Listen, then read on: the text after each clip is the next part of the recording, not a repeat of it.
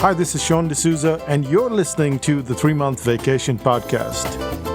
This podcast isn't some magic trick about how to work less. Instead, it's about how to really enjoy the work that you do and to enjoy your vacation time.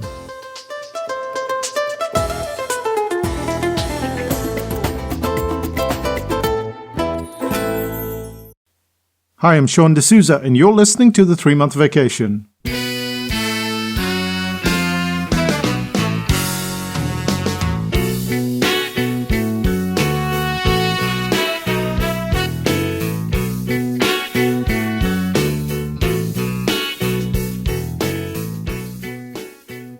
The responsibility of the learning depends on the teacher.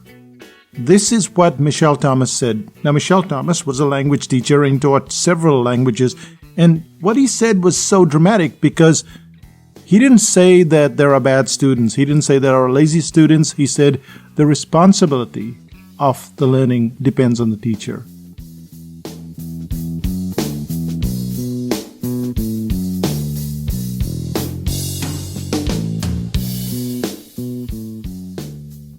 When you think about dropouts, you almost always think about the student. Yet, the responsibility lies with the teacher.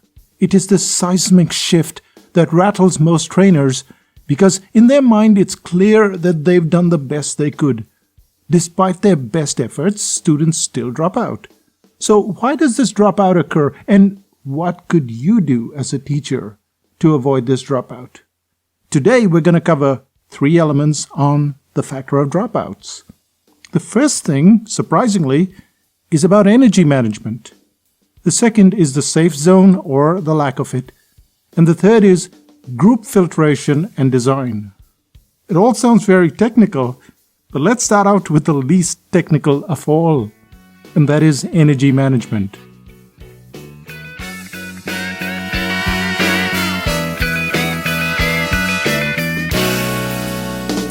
Back when I was about 12, my uncle gave me a Nintendo video game. It was called Snoopy Tennis. The game was pretty simple. Snoopy, the dog, had to bat off the tennis balls being hit at him by Charlie Brown.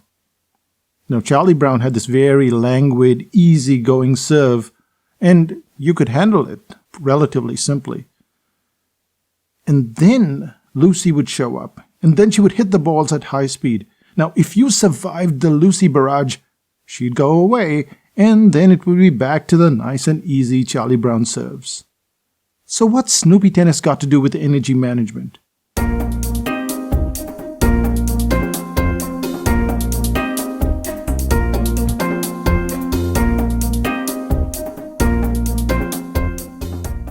Energy management involves designing your training module.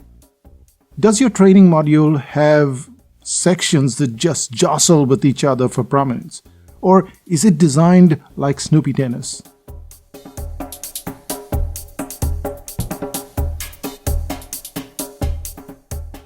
A training module that has Snoopy Tennis in mind will have modules that are easy, then slightly difficult, and then screamingly tough. But you can't sustain the screamingly tough part for too long. You have to go back to that easy pace once again. If you don't, you get dropouts. When the going gets too hard for too long, your clients are going to have an enormous amount of energy depletion. So handling Lucy in that video game was fine for a while, but if the intensity wasn't reduced, then I would get frustrated. And that's what happens with your client. They get tired. Tiredness, not your course, is the biggest reason for dropouts.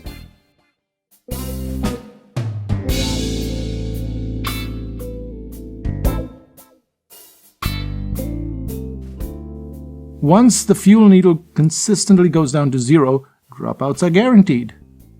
To avoid this situation from ever occurring, you've got to sit down and design your course. But design is not often enough because you've also got to consider the flexibility in your agenda. Take, for example, the article writing course that's in progress right now. The entire course has been designed to be like a Snoopy Tennis game. From week 1 to week 4, There is a very gentle progression, and then week 5 is a bit of a jolt. After spending the first 4 weeks building up topics, outlining, working on the start of their article, the writers now have to turn out a chunky part of the complete article. That's almost the whole article. Almost immediately, the truancy rate spikes.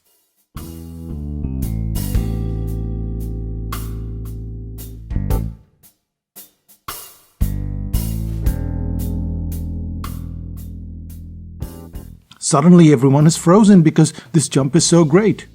And yet there are times when you as a teacher can't help but bring in Lucy into the game. In the past, I wasn't aware of this Lucy phenomenon, so Lucy would stay on for a very long time. That pressure would stay on for a very long time, and this would cause an enormous amount of exhaustion. Exhaustion is one thing, but I noticed that if I reduced the intensity shortly after, the work would get better. So once the intensity is turned on, you keep it on, but then you get Charlie Brown back into the mix, which means that 1 week will involve writing 3 to 4 articles, but then the following week will slide down to just 2. What you're working on all the time as a teacher is managing your students' energy. You're making sure you keep designing and redesigning the assignments so that it's not too easy, but not too challenging either. And you have to keep your agenda flexible if you see a considerable spike in truancy. This energy management doesn't just apply to online courses or training, it applies to workshops as well. If you get to a Psychotactics workshop, you'll find that we have lots of breaks. There are a ton of tea breaks, group breaks, walking assignment breaks, and all of them are designed to lower that Lucy factor, to let the brain absorb what it has just learned.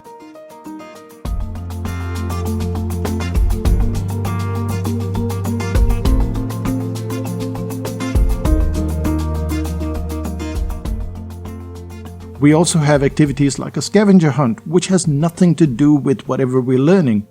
And depending on the type of workshop, we may have a day-long break. For instance, when we're doing the New Zealand workshop in Queenstown in 2017, we have a 4-day workshop, but we work for 2 days, then we go off to eat, drink, and be merry for a whole day, and then we return back to work. All these breaks might seem very frivolous to the untrained mind. Why bother with breaks when you have so much content to cover? It's because of how your brain functions. As you spend more time thinking and learning, your brain is starting to accumulate a ton of waste product. And the more waste product you have, the harder it is to function, the harder it is to retain anything, the harder it is to transfer all that short-term memory into long-term memory.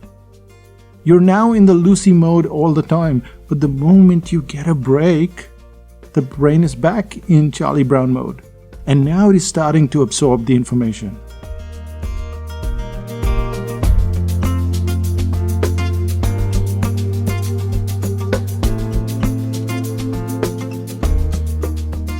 This brings us to the end of the first reason why we have dropouts. It's a lack of the course design. The trainer has to watch what is happening instead of just mindlessly plowing ahead with the agenda. When the trainers blame the student, they're going against the Michelle Thomas principle. And his principle is very simple. The responsibility of the learning depends on the teacher.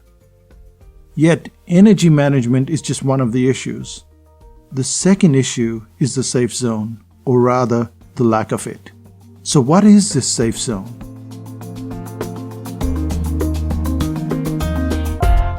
Ask any 7-year-old to learn Photoshop and they'll happily play along. Ask an adult to do the same and they hesitate. So what's changed between an adult and a 7-year-old? The answer is time. A 7-year-old has little or no responsibility and therefore endless time.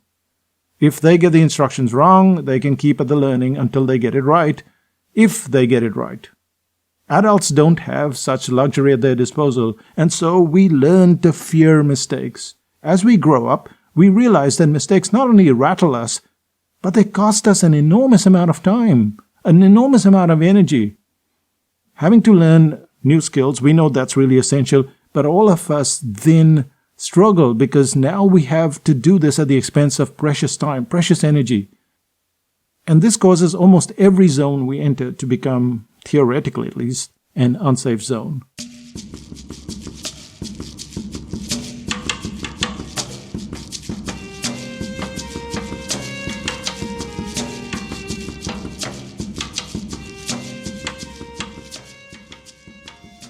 When you step into a forum, that's unsafe. When you learn a new software, that seems unsafe too. Any new venture that is exciting is paradoxically frustrating at the same time. Which is why you have to create a safe zone as a teacher.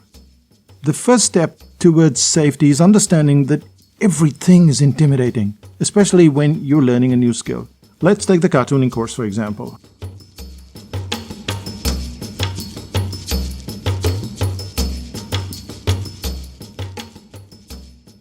Now, you know at Psychotactics, we have the Da Vinci cartooning course, which is going to show up in a couple of months. And is there intimidation for a cartooning course? Of course there is, because you don't draw that well, you know that, and that's why you're doing a course. That's why we all do courses. We want to learn a new skill. Now, the first week isn't about learning to draw cartoons. Instead, a student gets to know their groups. They're guided on how to post in the forum. They're given instructions on how to link their cartoons into the forum. The entire week is about setting up, about getting comfortable. And then, once the course begins, no one goes around drawing Donald Duck. Instead, you have a series of tiny increments that start with drawing circly circles, just circles, round and round, like you would do as a 3-year-old or a 2-year-old. And what happens then is the intimidation factor goes away.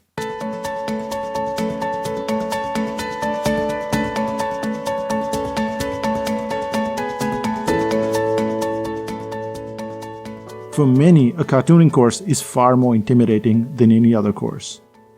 Think of how you feel when you draw something. You feel like you're a little kid again. Your artwork seems almost Neanderthal. And yet the goal is to become a highly accomplished cartoonist by the end of the course. Now, hundreds of students have done just that. They've done the course and they've gone from cave painting to polished artworks. A lot of this progress is achieved through precise instructions, but the biggest factor of all is the creation of the safe zone.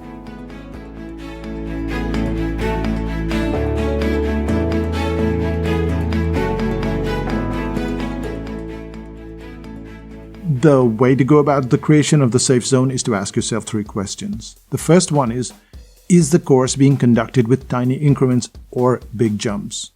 You know it's tiny increments because almost everyone gets it right. And then, if they get it wrong, you can fix it. If it's a big jump, you see massive failure. You don't see the results that you're looking for. So tiny increments is the first thing that puts people in the safe zone. The second question is, do the clients have time to settle in before the class as well as during the course? So we're looking at this settling in, this safety, because we learn when we're feeling safe, not when we're feeling unsafe.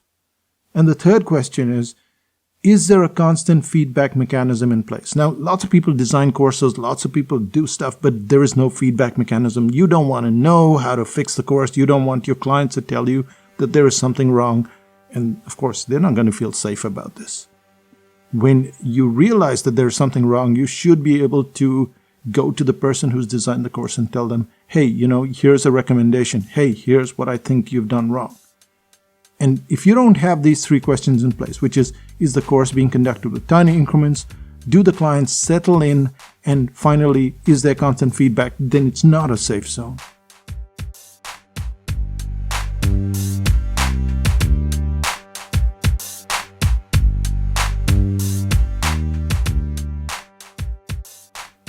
There is a benchmark to know if your course is safe, and that is to have repeat customers. So do the clients come back to do another course? Do they come back to do another training? At Psychotactics, most of the people end up doing 2 and 3 courses, and they're very expensive. They still come back. Some do as many as 5 online courses. They attend live workshops, which we do at different event centers across the world. At the point of writing this article, we've announced a live workshop in New Zealand, and we have no sales page, no real details about the course, and 6 clients have already paid up for the course. So why would they make such a seemingly irrational move? Why sign up for workshops with no sales pages? Why attend so many back-to-back workshops? Why do so many online courses? There are many cheaper courses out there, both online and offline, so why bother? Why would they do this? And a big chunk of the answer lies in the safe zone.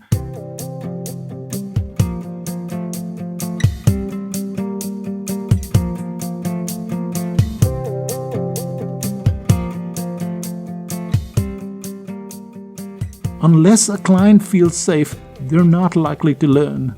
And your job as a trainer is to create that safe zone through tiny increments, through getting your clients to settle in, and most importantly, to be able to reach out to you. When they reach out to you through a feedback mechanism, and as you make changes, they know that they're being listened to. They know that they're not just a cog in the wheel, but an integral part of the course.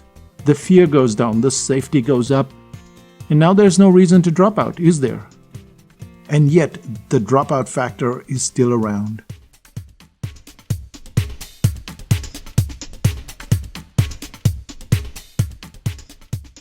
So this takes us to our third part, where we look at the design of the group and how the filtration system really works well. Let's look at group filtration and design.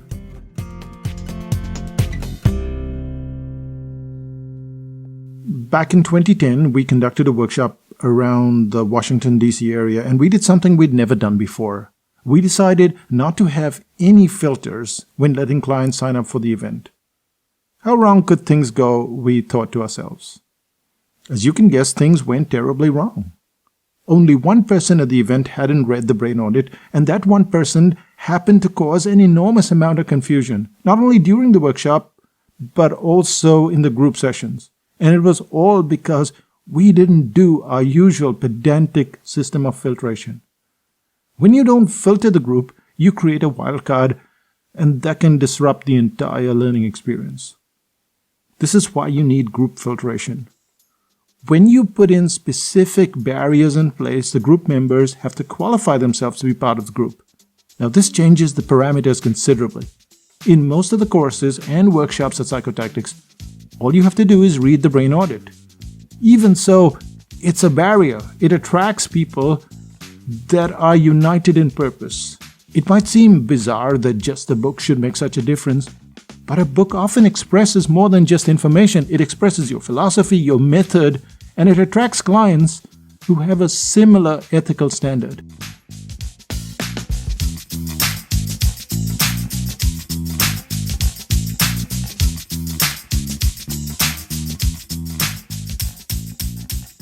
However, group filtration doesn't stop there.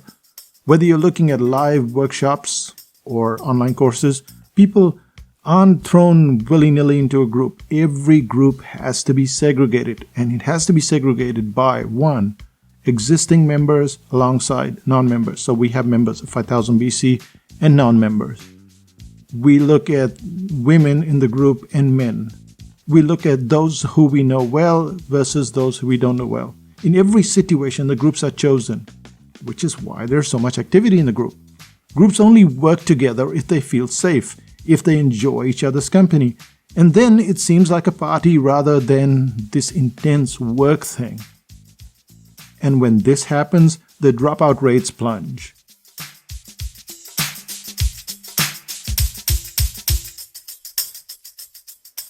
Clients show up every day, sometimes several times a day, and they're helping and spurring each other on. If we look at the article writing course of 2016, we have finished just 5 weeks, and so far they have about 6,639 posts. That's an average of 1,200 posts a week. Now, granted, I've contributed to at least half of those posts, but even so, 6,000 posts in 5 weeks with just 25 people. So this makes a big difference because now they're feeling safe. Now the dropout rate is just out of the window. It's nowhere in sight. The group size also matters. The group size is ideally between 5 and 7 members. Now, if you have fewer and just a couple of clients from that group drop out, the entire group goes into a bit of a spiral. If you have more than 7, it's hard to keep up with what everyone is doing, and then the group soon loses this tight-knit feeling. And this feeling is very important because it causes the group to edge forward bit by bit, to take on those tiny increments. And then when they're faced with tough assignments, they all hunker down, they boost each other's spirits. And what we find is that leaders emerge within every group.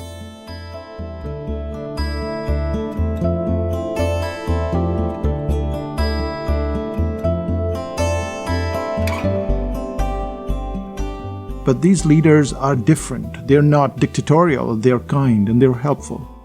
Now, why would you want to drop out from such a group? Your goal isn't to be part of the group. You don't even know how the group is put together, and yet you discover that the group dynamic is working for you. You realize that it's the group that will get you to your destination. When someone has helped you, and this is someone in the group, your human nature kicks in. You want to give back in any way possible. And as a teacher, it's your job to filter the group. It's your job to design the group. But most of all, it is to get the group to know each other very well. The more they interact with each other, the more they bond, and the further they'll go.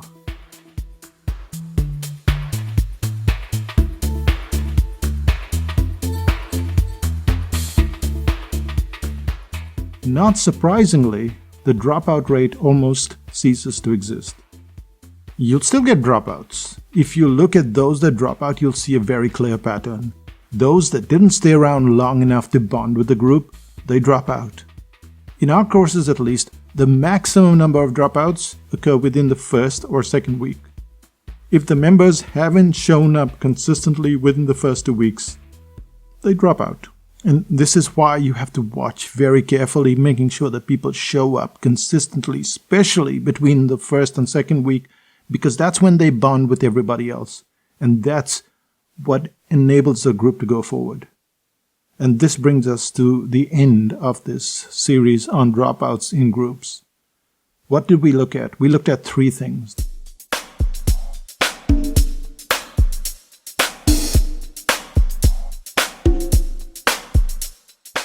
The first thing is how you need to design your training with energy in mind. So you have to let clients have a mix of both Charlie Brown weeks and then some Lucy weeks, but you're always bringing Charlie Brown back because that way they can preserve their energy and they can use it instead of just feeling so exhausted that they can't move forward. Too easy is not too good, too tough, not too good either. You have this bit of a roller coaster happening right through your training, and you have to design this. The second thing is the safe zone. The safe zone is very critical to avoiding dropouts. Tiny increments, that's really cool because I know I can do that little bit instead of this big chunk. Feedback loops. Do you actually listen to your clients? Do you actually make any changes? Do you have any way to fix things as the course is going on? That's what feedback loops are about. Getting the client to settle in. Giving them time in the first week to get to know the forum, get to know each other. That's all very crucial. They create a safe zone. And you know you have a safe zone when you get lots and lots of questions. You know you have a safe zone when clients email you, when they ask you questions, when they bring up issues that might be even slightly confrontational. That's when you realize you've created a safe zone. And your benchmark is a repeat client. If they come back repeatedly, that is the one factor that tells you you have created a safe space.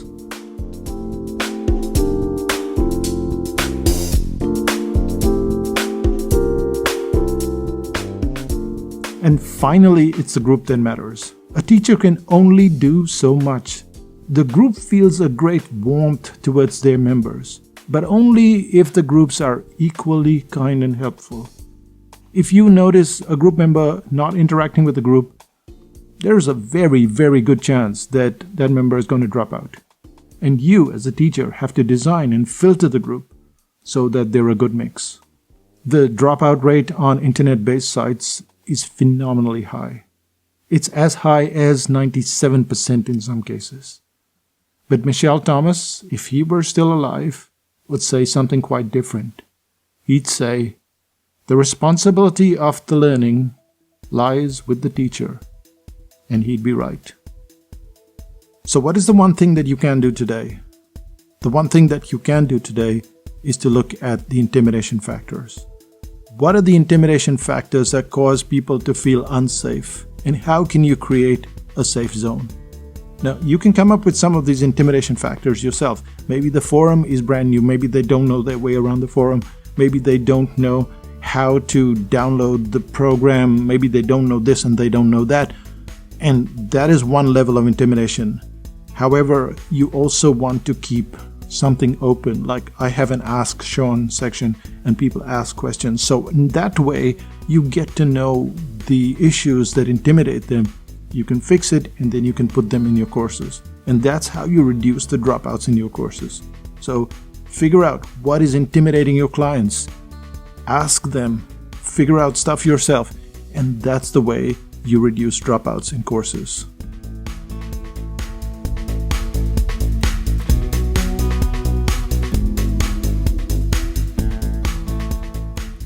So what's happening in Psychotactics land? We are in week 6 of the article writing course. They're writing about 75 articles a week. I have to read all of them. I have to audit all of them in great detail. And yes, it's hard work, but I learn a lot, and that's why I do the courses. The only reason I'm doing these courses is because I'm learning at the same time as the clients. Now, we've done this course for well over 10 years, and yet the amount I learn is phenomenal.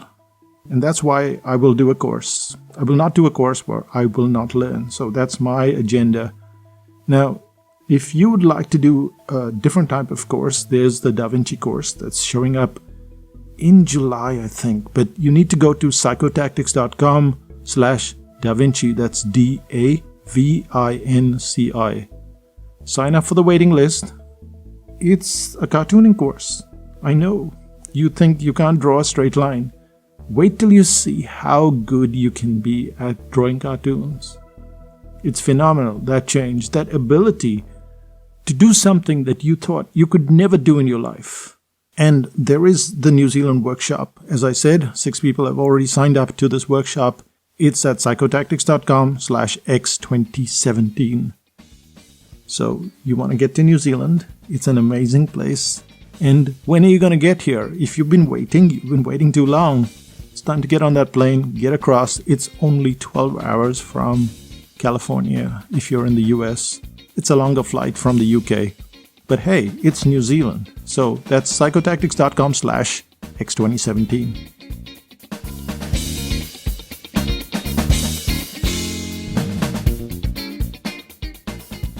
And what else? If you'd like to tell your friends about this podcast, go to psychotactics.com/tell-all. That's one word, TELLALL. That's it pretty much from Psychotactics land.